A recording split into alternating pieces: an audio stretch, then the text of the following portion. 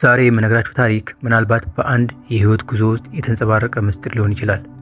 ብዙዎቻችን በአንድ ወቅት ለምን ብለን የምንጮህበት፣ እቅዳችን የፈረሰበትና ተስፋ የቆረጥንበትን ወቅት እናሳልፋለን። መሬት ሲንቀጠቀጥ፣ እምነታችን ሲፈተን እና የጠበቅነው መልካም ነገር በድንገት ሲቀየር ያ ስሜት ምን ያህል ከባድ እንደሚሆን አውቀዋለሁ። ምክንያቱም እኔም ያንን ማዕበል አልፌበታለሁና። ነገር ግን በዚያ የጨለማ ምዕራፍ ውስጥ ሆኜ ያገኘሁት አንድ እውነት አለ። እውነተኛ ጉዞዬ መጀመሪያ የጀመረው ሁሉም ነገር እንደፈረሰ ባሰብኩበት በዚያች ቅጽበት ነበረ። ያ የተዘጋው በር የጉዞዬ ፍጻሜ ሳይሆን አዲሱና ምርጥ የህይወቴ ምዕራፍ መግቢያ ነበረ። ዛሬ የሚጋብዛችሁ ታሪክ ምናልባት የዛሬው የህይወት ጉዞ ሊሆን ይችላል። አውቃለሁ ብዙዎቻችሁ እንደኔ ህይወታችሁን በአምላክ እምነት ዙሪያ ለመገንባት ትጥራላችሁ። እኔም እንደዛ ነበርኩ። ጌታዊ መንገዴን ምራኝ ሳልል አልውልም አላድርም ነበረ። በስራዬ ውጤታማ መሆን፣ ጥሩ ገቢ እንዲኖረኝ፣ ቤትና መኪና እንዲኖረኝ፣ ከራሴ አልፎ ሌሎችን ለመርዳት ነበር የምመኘው። ነገር ግን ነገሮች ሁልጊዜ ተገላብጦሽ ሆኑብኝ።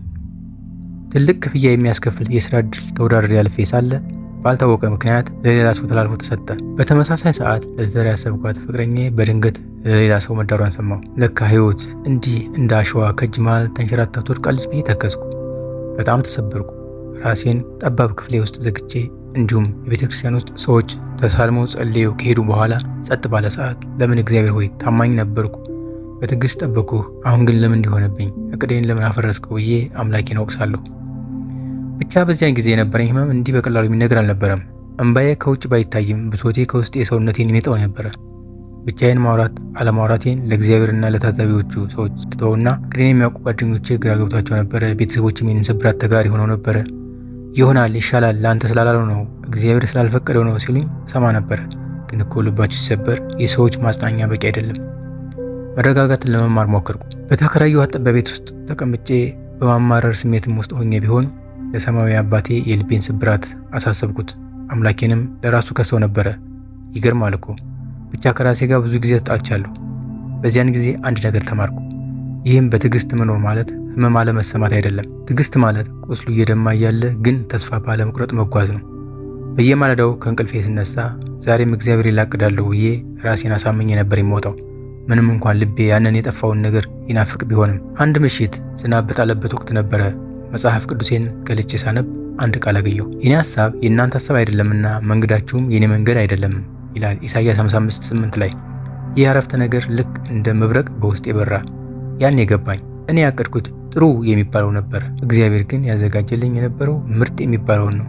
እግዚአብሔር በሮችን የሚዘጋው እኛን እንዳናገኝ ፈልጎ ሳይሆን ከኛ በላይ የሆነ አደጋ እንዳይገጥመን ሲል እንደሆነ በዚያች ቅጽበት ተረዳሁ። ከህመሜ በላይ የመረጋጋት ስሜት በውስጤ ተፈጠረ። በኋላ ላይ ስመለስ የገጠመኝ ውድቀት በራሱ ታላቅ መምህር እንደነበረ ተረዳሁ። ያ የፍቅር ግንኙነት እንደ አሸዋ የፈሰሰው እኔ ያላየሁትን የባህሪ ያለመጣጣም እግዚአብሔር ስላየልኝ ነበረ። ያቺ እንስት ለእኔ የተዘጋጀች አልነበረችም። እሷም ሆነች ቤተሰቦቿ አማራጮችን የሚጠብቁ ነበሩ። በወቅቱ ይህን ስሜታቸውን ባላውቅም ምናልባት አብረን ብንቀጥል የህይወታችን ጉዞን በሰላም የምንኖርበት ሳይሆን በየቀኑ በጸጸት የምሰቃይበት ትዳር ውስጥ እገባ ነበረ። እግዚአብሔር በሩን የዘጋው ከወደፊቴ ጋር የምትሄድ ልቤን በሰላም የምትሞላ ወደ አምላኬ የበለጠ የምታቀርበኝ ለእኔ የተዘጋጀችውን ትክክለኛ የህይወት አጋር ለማግኘት እንድችል ቦታ ለመልቀቅ ነበረ። ያ የጠበቅኩት የስራ እድል ደግሞ እንዲሁ አላጣሁትም። ይልቁንም ሌላ እድል ተከፈተልኝ። ያን ጊዜ የጠበቅኩት ስራ ቢሳካልኝ ኖሮ የመታገት ወይም የመሞት አደጋን አስተናግድ ነበረ። በዚያ የስራ ዘርፍ የተመደበው ሰው ከባልደረቦቹ ጋር ታግቶ ከጠፋ ዓመታት አለፉ። በህይወት መኖር አለመኖር እንኳ አይታወቅም። ዞሮ ዞሮ ያ በር ሲዘጋ ሌላ በር ተከፈተልኝ። በዚህም ውስጥ ራሴን፣ ችሎታዬንና የአመራር ብቃቴን በራሴ ጥረትና በተባረከ ስራ አገኘሁት።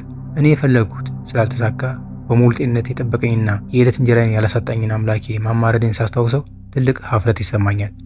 እንዴት በስጋ ፈቃዴ ብቻ ታውሬ ነበር ባካችሁ።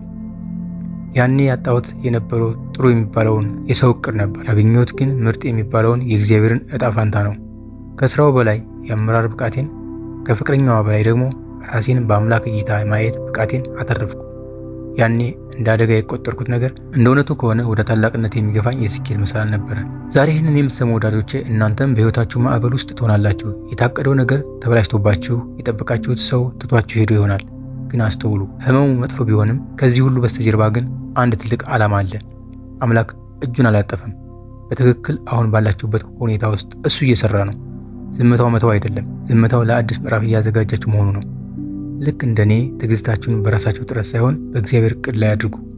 በሕይወታችሁ የተሰበረ ነገር ሲኖር አጥብቃችሁ አትገፉ። ይልቁንም ጥረታችሁን ሳታቆሙ ለአምላክ አሳልፋችሁ ስጡት። ትክክለኛውን መንገድ ጠይቁ።